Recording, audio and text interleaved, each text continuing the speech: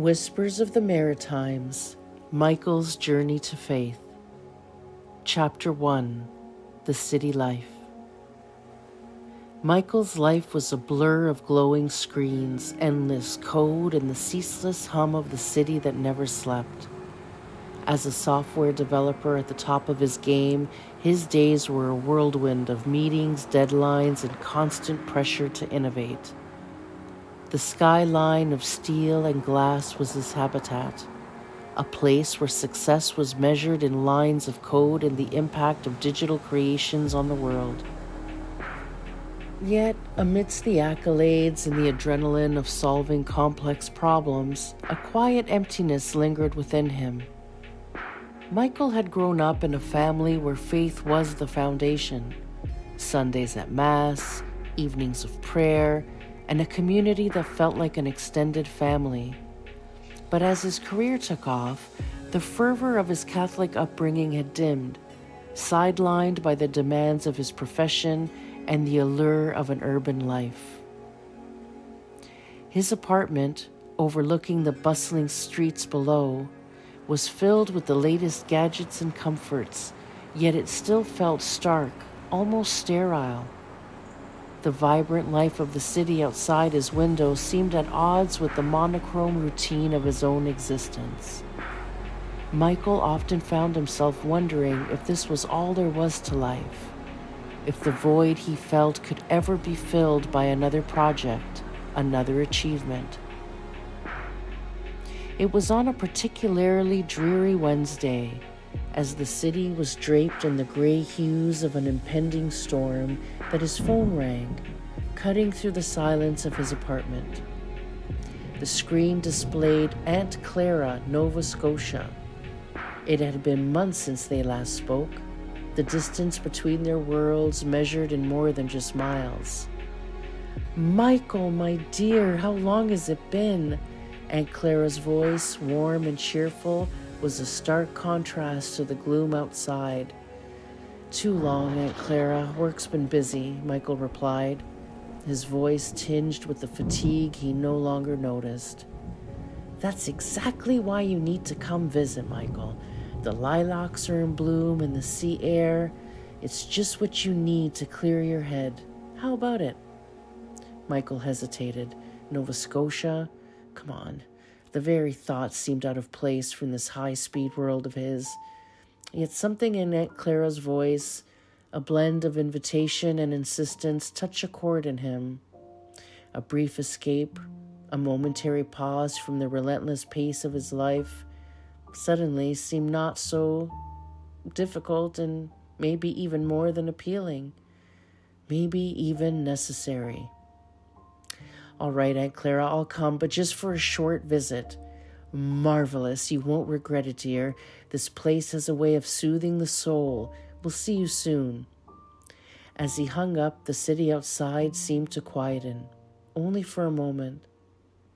Michael couldn't help but wonder if this trip could be the beginning of something new, or at least a respite from the relentless demands of his urban existence.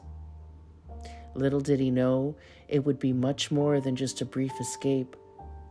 Nova Scotia, with its rugged coastlines and gentle pace, was about to offer him a glimpse into a life he had almost forgotten was possible. A life where the void he felt could be filled with something deeper, something more enduring. Chapter 2, The First Visit. Michael's arrival in Nova Scotia was a study in contrasts. The hustle and bustle of the city were replaced by a serene landscape of rolling hills, rugged coastlines, and the sprawling expanse of the Atlantic. The air was fresher here, filled with the salty tang of the sea and the sweet scent of wild roses. Despite the beauty that enveloped him, Michael felt like a fish out of water. His mind was still racing at the pace of city life, secretly counting down the days until he could return to his familiar concrete jungle. Aunt Clara's home was a cozy haven, nestled among towering pines. its walls adorned with family photos and Catholic icons, a testament to her deep faith. Michael was greeted with open arms and the kind of warmth that he hadn't realized he'd been missing. Yet even amidst the comfort, there was a part of him that resisted this world, so at odds with the life he had built for himself. The turning point came unexpectedly, wrapped in the guise of a St. Patrick's Day Irish stew fundraiser organized by Aunt Clara's parish. Michael, ever the city slicker, had little interest in what deemed to be a quaint local affair, and even less in anything that hinted at a religious fervor.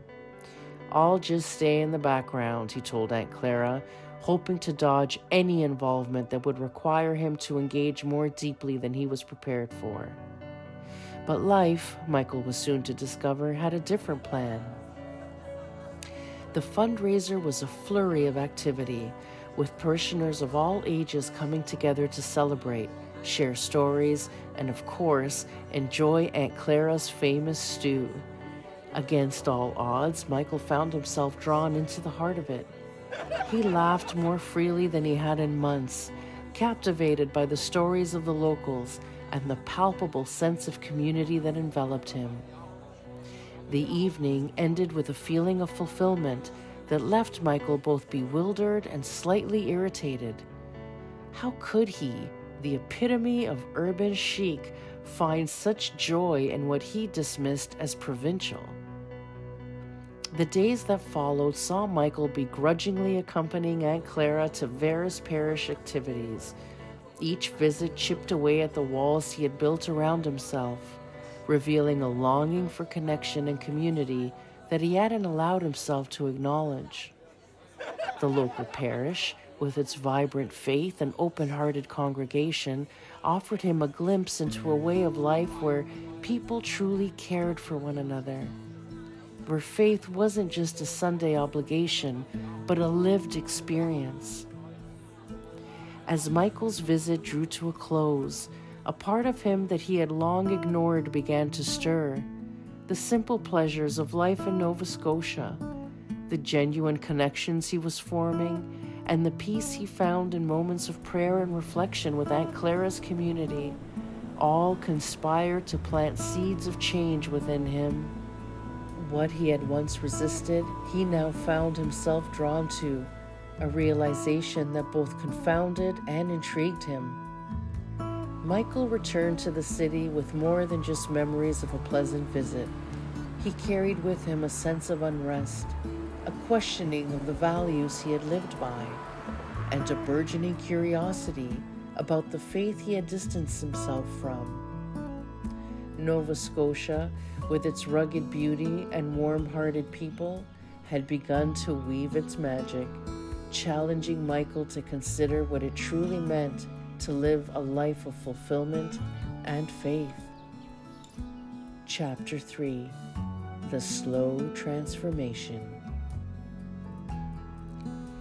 With each subsequent visit to Nova Scotia, and there were many, Michael began to notice subtle shifts within himself.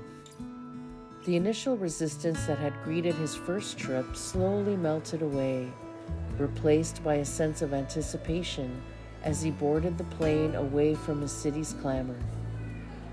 Nova Scotia was becoming a sanctuary, a place where the noise of his everyday life was drowned out by the tranquil sounds of nature and the hearty laughter of genuine companionship. The routine of attending Mass with Aunt Clara, something he had once viewed with detached ambivalence, became a source of comfort and reflection. The liturgy, the prayers, the communal spirit of the parish enveloped him, offering a peace he struggled to find elsewhere. Helping Aunt Clara with community events, from simple parish fundraisers to local charity drives, gave him a sense of purpose that his high-pressure job had never fulfilled. Even the natural landscapes of Nova Scotia, with their untamed beauty, spoke to him in a way that the city's architecture never could. Then came the crisis that would serve as a catalyst for deeper change. Back in the city, a major project Michael had poured his heart and soul into fell apart due to corporate politics and unforeseen market shifts. The fallout was significant. Lost clients, strained relationships, and a blow to his professional reputation. It was the kind of setback that would have once set him spiraling, chasing after any means to rebuild what was lost. But as he dealt with the aftermath, Michael found his thoughts drifting back to Nova Scotia. The contrast between the cutthroat world of his career and the genuine connections he had formed in the small coastal province was stark. For the first time, he questioned what he was working so hard for. The prestige, the money, the adrenaline rush of sealing a deal, none of it seemed to matter if it left him feeling hollow at the end of the day. It was during a particularly reflective evening, after a long phone call with Aunt Clara, that Michael realized where he found true happiness.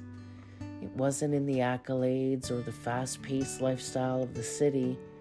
It was in the quiet moments of prayer in a small parish church, in the laughter shared over a community dinner, in the serene walks through Nova Scotia's breathtaking landscapes. This crisis, though painful, forced Michael to reevaluate his priorities. He began to integrate his practices that he had learned in Nova Scotia into his city life, carving out time for prayer, seeking out community events, and occasionally volunteering for causes that resonated with him.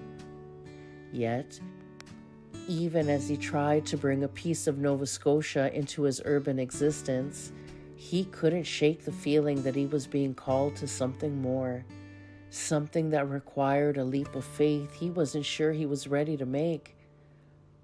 Michael's transformation was slow, almost imperceptible at first, but with each visit to Nova Scotia, the call to a simpler, more meaningful life grew louder. The busy workaholic, who once couldn't imagine a life outside a bustling city, was beginning to envision a future that looked very different from the path he had always assumed he would follow. Chapter 4: The Realization. This decision did not come easily. For Michael, the idea of leaving behind a city that had been his home, his battleground, and the canvas of his achievements was daunting. Yet, the more he contemplated, the clearer it became. Nova Scotia, with its serene landscape, the warmth of its community, and the profound renewal of his faith, was calling him home in a way the city never had. A heart-to-heart conversation with Aunt Clara was the turning point. Sitting in her cozy living room, surrounded by photos of generations past, Michael opened up about his fears, his aspirations, and the peace he found in this small, vibrant community of Annapolis Royal. Aunt Clara listened, her wise eyes reflecting the understanding and compassion that only years of life could bring. She didn't push him towards a decision, but simply shared her own story of finding happiness in the things that truly matter: faith, community, and purpose. That night, as Michael lay awake, listening to the gentle sounds of the Nova Scotian countryside, his heart felt lighter than it had in years. The realization washed over him in waves of tranquility and excitement. Nova Scotia, with its unassuming beauty and the genuine simplicity of life, was where he truly belonged. Making the move was challenging. There were logistical hurdles to navigate, from finding a way to balance his career remotely to relocating his life across the country. But the challenges paled in comparison to the sense of purpose that fueled him. Michael found himself diving into the planning with a vigor and curiosity he hadn't felt in his work for years. He explored remote work options, reaching out to clients and colleagues to build a framework that could allow him to continue his career from his new home. The response was overwhelmingly positive. many expressing admiration for his bold choice. The local community and church welcomed him with open arms.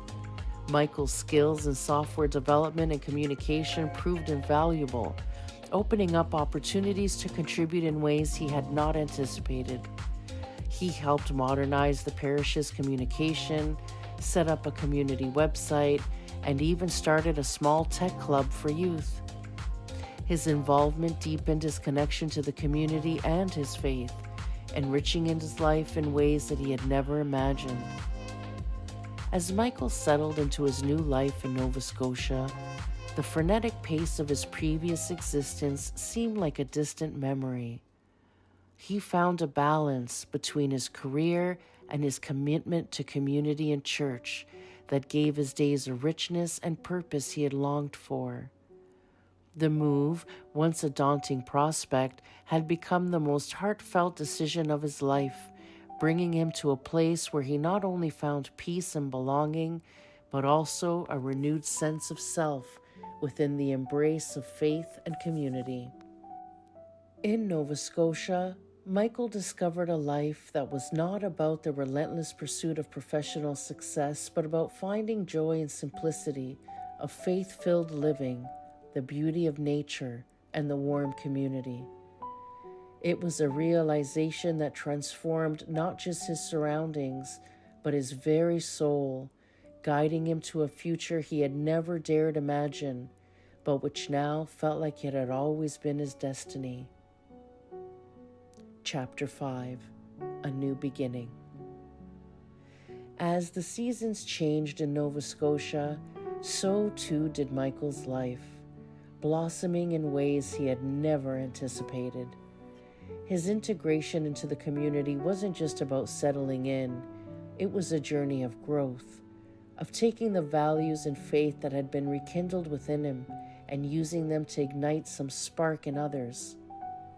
Michael became an indispensable member of the parish, his technological savvy bridging gaps and bringing the church into a new era of connectivity. But his contributions went beyond just technical skills. He brought a passion and a vision for a community that could grow together, bonded by faith and mutual support. He led initiatives that brought the young and old together, from tech education sessions to community service projects, each one strengthening the fabric of their shared life. Perhaps the most fulfilling aspect of Michael's new beginning was the role he took on as mentor. Just when he had found his footing, life brought him full circle with the arrival of a newcomer to Nova Scotia. Much like Michael, Alex was a transplant, a young professional grappling with the meaning of success and his role of faith in life. Seeing so much of his former self in Alex, Michael took him under his wing, offering guidance not just on navigating life in a new place, but on finding balance and purpose beyond work. Their conversations often meandered through topics of faith, community, and the search for a fulfilling life. Michael shared his journey, the doubts and the challenges he faced, and how, in embracing the community and its values, he found a deeper sense of peace and purpose. For Alex, Michael's story was a beacon, a testament to the transformative power of faith and community. As Michael looked back on his journey, from the bustling city life to the serene embrace of Nova Scotia, he marveled at the unexpected path that had led him to this moment. What had started as a temporary escape had become his true home, a place where his heart and soul were nourished by the community and his faith. Nova Scotia had given him more than just a change of scenery. It had offered him a new life, one grounded in the values he held dear. He found joy in the simple moments, whether it was a quiet morning prayer, a lively community gathering, or a peaceful walk through the stunning landscapes that had first captured his heart. Reflecting on his journey, Michael realized that the true richness of life didn't lie in professional accolades or the relentless pursuit of success. It was found in the connections made with others, in the quiet moments of contemplation, and in the acts of service that brought light to the lives around him. Nova Scotia, once a destination for escape, had become the place where he truly belonged. His sanctuary, his community, bound together by a shared faith that had guided him home. In this new beginning, Michael found not just a place to live, but a place to thrive. His life a testament to the beauty of embracing change and the power of faith to transform and heal. Nova Scotia was more than his home. It was his sanctuary, a place where every sunrise brought the promise of a new day filled with the grace and peace he had longed for.